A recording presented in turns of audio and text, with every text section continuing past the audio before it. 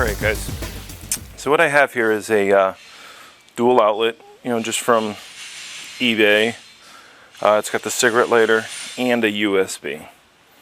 Now I went this route so that if I want to use my tire pump, I at least have the 12 volt accessory outlet, as well as camping air mattress pump, things like that. I can still run off of here, and the USB was just an add-on bonus for that, instead of having to use an adapter to go to USB.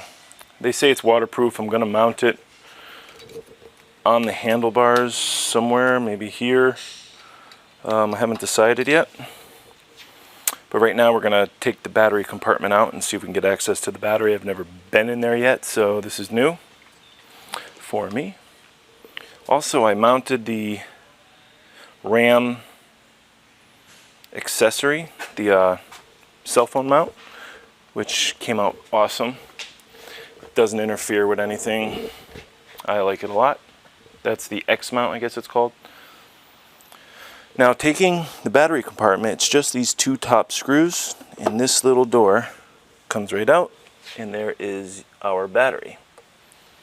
So I'm going to take that other cross brace off there and see if I can connect the wires that way. Alright, well, I snaked the wires and I took this other side piece off, this section here. And that comes off with just the one screw here and the two inner clips right here that you got to pull the little center out and carefully pull them out.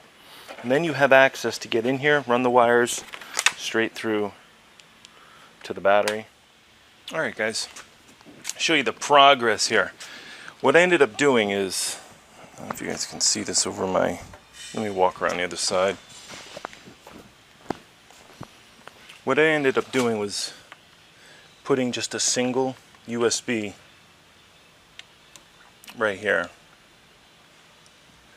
I put the other one on first with the cigarette lighter on the side of it, and it just looked like crap.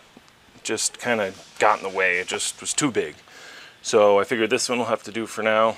I'll probably put the cigarette lighter one inside the frunk and do it that way, but right now this is all I really needed, was a way to charge the cell phone / GPS / everything else, and it works good.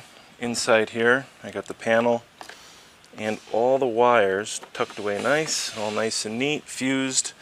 I like this one better too because it has a mini blade fuse rather than the glass fuse. And that's it. Here's a better look at the RAM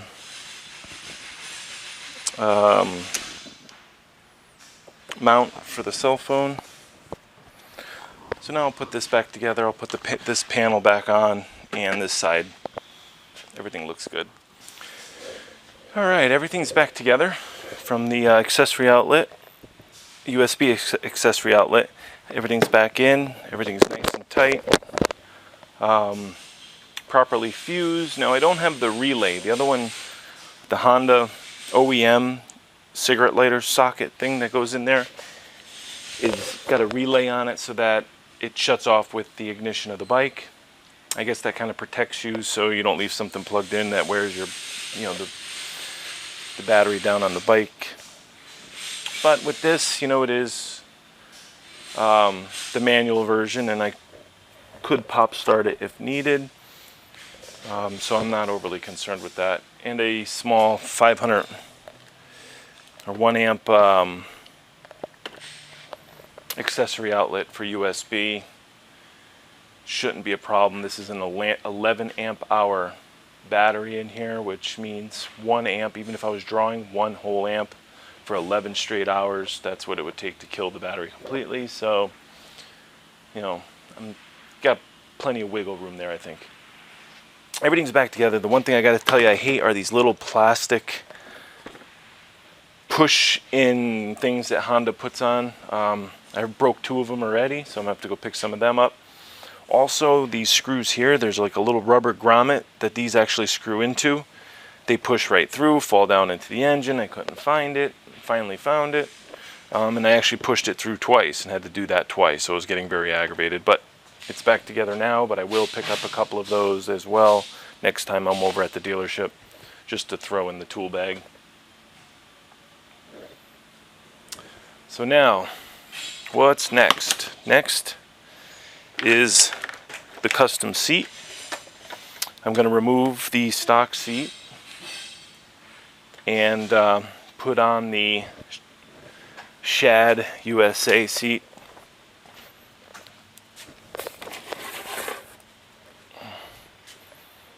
So that's the new seat compared to the old.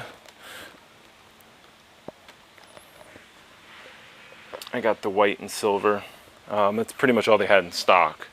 I wish this was a little gray or black with the gray or something like that. The white, you know, white embroidery is not going to stay white for long, but that's okay.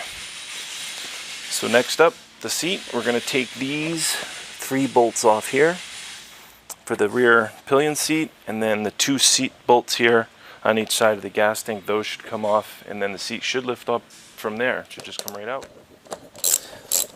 Now, I'm not against having dealers do work for you. In fact, I think it's a good thing. You know, the more dealers you have that are successful, I think the better.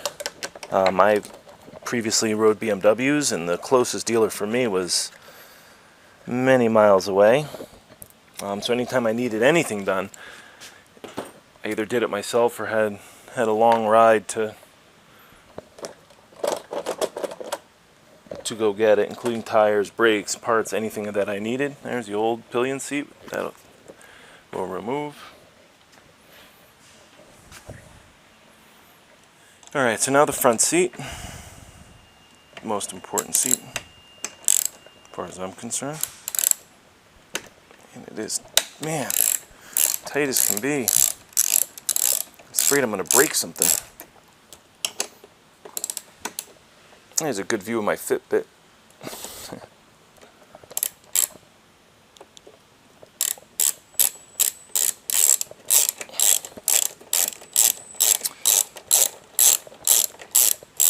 Yeah, so learning what you can do on your own will save you a ton of money. I mean, I think every one of us that bought this bike thought it would be a fun bike to ride, but also its fuel economy,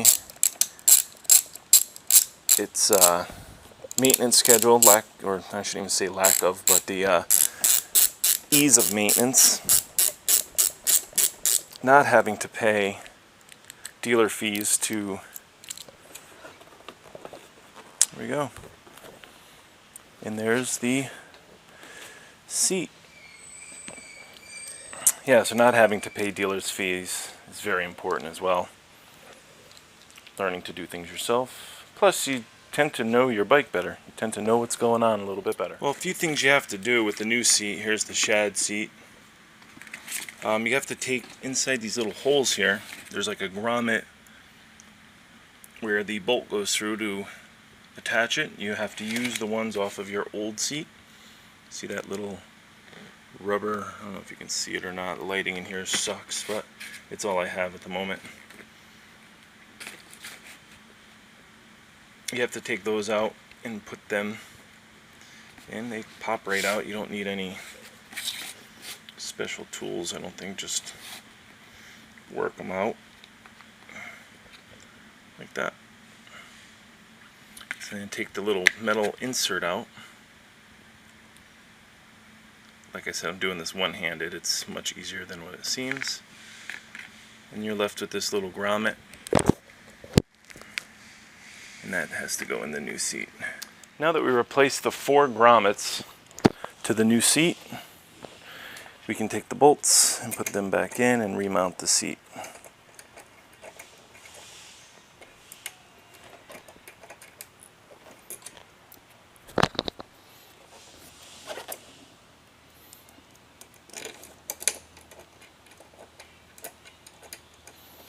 Get them started. Then we can take our ratchet and tighten them up. Alright, the pillion seat, you don't have to attach anything. You don't have to transfer any parts over. You just have to line up the holes again and 3 bolts, or nuts rather, and you're good to go. That holds it on there. Acts like a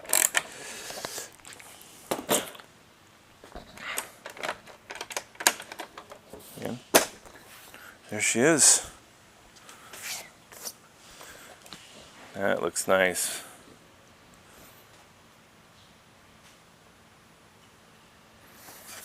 And here's the brand again. It is Shad. Super quick delivery.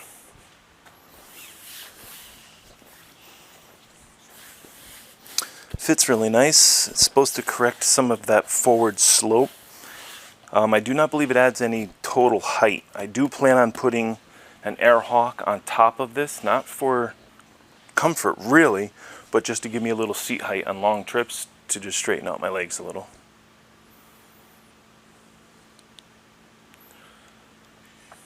Now there's been some complaints that to get the fuel door, get the key here, I'm just going to pop it. Oh, that was the trunk. Yeah, they say the fuel door, to lift the seat, you have to push down on it in order for it to come up. Let me see if I can.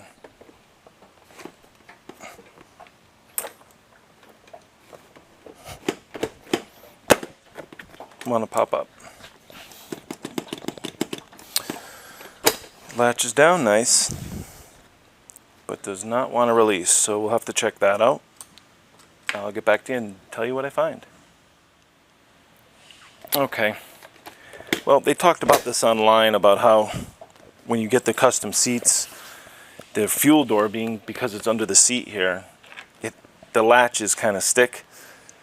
I was kind of aware of this, so I just, kind of went with it anyway. I didn't think it would be that big of a deal for me. When you flip the key, you can hear it click, but nothing happens. You have to push down and lift. And then one side, this side for some reason sticks a little bit. So what I think I'm going to do is I have to make some adjustments under here, these pins and the latch. Maybe, I think taking a grinder and thinning this down a little bit and then polishing it, the two studs that come off the sides, I think will allow it to release easier. I think that's part of the problem. It seems as though it hangs up in the holes here. In the slots, actually, not the holes. The holes are for your springs.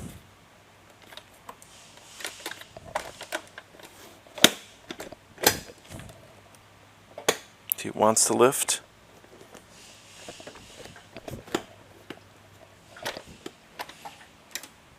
Yeah, I definitely got to work on that. I'm not going to live with it that bad. I want it to pop up.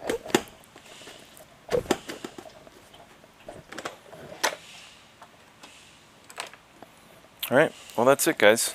Seat's on. I think it looks good. Next video we'll be doing the panniers on each side, the side cases. Like I said, there's two bolts right under here. I want to extend just a small bracket right here, just for the side cases, the soft cases to mount to. Alright guys, ride safe and we'll see you in the next video.